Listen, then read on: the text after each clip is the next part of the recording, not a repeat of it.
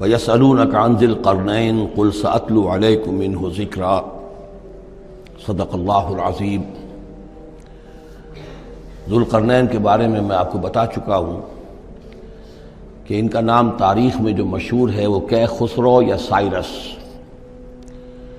اور انہی سے اصل میں ایران کی عظمت کے دور کا آغاز ہوا تھا۔ چنانچہ تقریباً میں سمجھتا ہوں کہ شاید 25-30 سال پہلے کی بات ہے، جب شہنشاہ ایران اس وقت جب کہ ان کی بادشاہت جو ہے وہ بڑے عروج پر تھی، انہوں نے 2500 سالہ برسی منائی تھی انہی کیخسرو کی، سائرس کی۔ ان کی قبر جو ہے مقبرہ وہ دریافت ہو گیا تھا، اور وہاں پر ان کا ایک مجسمہ بھی دریافت ہوا تھا کھدائی پر۔ اس مجسمے میں وہ 2 لگے ہوئے تھے، سینگ بھی۔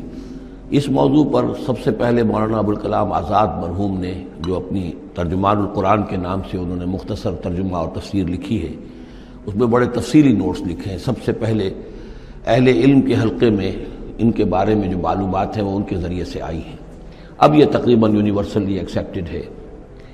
پھر سوال پیدا ہوتا ہے کہ ان سے کیا دلچسپی یہود کو تھی، تو وہ بھی سمجھ لیجئے کہ نبوکدنضر نے 587 قبل مسیح میں حملہ کیا تھا فلسطین پر، اور نبوکدنضر عراق کا بادشاہ تھا۔ اس مڈل ایسٹ کو ذہن میں رکھیے کہ میڈیٹرینین کے بالکل ساتھ ہے ملک شام، اور شام ہی کا ایک علاقہ فلسطین ہے۔ اس وقت جو ہے یہ فلسطین اور اسرائیل اور شرق اردن اور ویسٹ بینک اور لبنان، یہ سب مل کر جو ملک بنتے ہیں، در حقیقت یہ شام عرب ہے، یہ شام ہے۔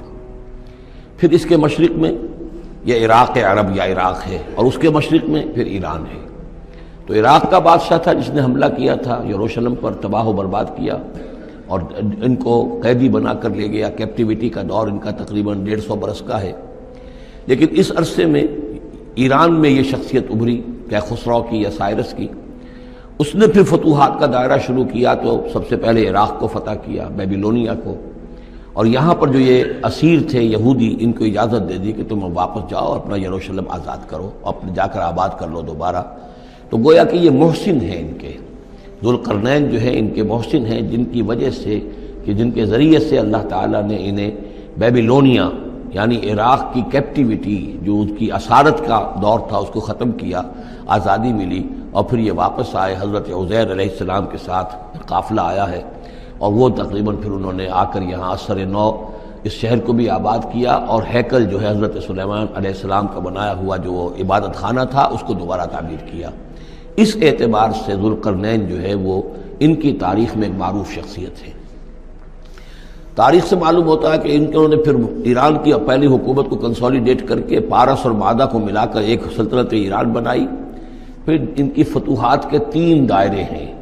مغرب کی طرف میڈیٹرینین تک پورا علاقہ فتح کر لیا۔ مشرق میں پھر یہ ہمارا جو مکران تک کا علاقہ ہے، یہ سارا کا سارا علاقہ ایران کے ساتھ ہی ملتا ہوا ہے، بلوچستان، مکران، یہ پورا علاقہ انہیں فتح کیا۔ ایک مہم ان کی شمال کی طرف گئی، بحیرہ کیسپین جو ہے، اور ادھر سے جو وہ بلیک سی ہے، بحیرہ اسود، ان دونوں کے درمیان جو پہاڑی سلسلے ہیں، یہ شمال کی طرف جو ہے تیسری مہم گئی۔ جیسے کہ حضرت عمر رضی اللہ تعالیٰ عنہ کے عہد میں بھی 3 لشکر نکلے تھے مسلمانوں کے جزیرہ نما عرب سے۔ ایک لشکر شام سے ہوتا ہوا پھر مصر کی طرف گیا ہے، ایک لشکر عراق سے ہوتا ہوا ایران کی طرف گیا ہے، اور ایک لشکر سیدھا شمال کی طرف گیا ہے، اور کوہ کاف تک جو ہے، جس کو کوکیشیا کہتے ہیں، وہاں تک کی فتوحات حاصل کی مسلمانوں نے۔ تو تقریباً یہی سمجھیے کہ ایک بلو پرنٹ تھا، جو کہ یعنی ہمارے اس دور خلافت راشدہ سے جو سمجھیے کہ لگ بھگ کوئی 2000 سال قبل جو ہے یہ واقعہ پیش آیا ہے، یا بلکہ اس سے کم، کوئی 1500 سال قبل یہ واقعہ پیش آیا ہے، اور یہ ذوالقرنین جو ہیں یہ یہاں پر ایک بڑی عظیم سلطنت کے بانی بنے ہیں۔